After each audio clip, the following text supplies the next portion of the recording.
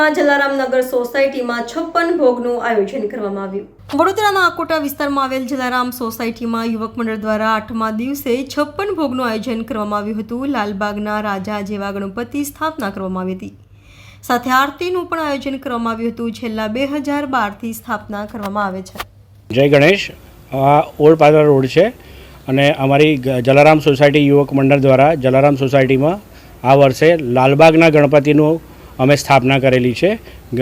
અમે 2012થી અહીંયા ગણપતિની સ્થાપના કરીએ છીએ અને અમારું જલારામ યુવક મંડળ ખૂબ જ સારી રીતે એનું આયોજન કરે છે। આજે અમારા જલારામ સોસાયટીના ગણપતિમાં આજે 56 ભોગનું આયોજન કરેલું હતું, જેમાં મોટી સંખ્યામાં ભાવિ ભક્તોએ ભાગ લઈ અને ગણપતિ દાદાની ખૂબ સુંદર રીતે આરતી કરી અને દરેક જણે આરતીનો લાભ લઈ અને પ્રસાદ લઈ અને દરેકે ગણપતિ દાદા જોડે સારી સુખ સમૃદ્ધિની કામના માટે શુભકામના માટે પ્રાર્થના કરી। શું નામ તમારું?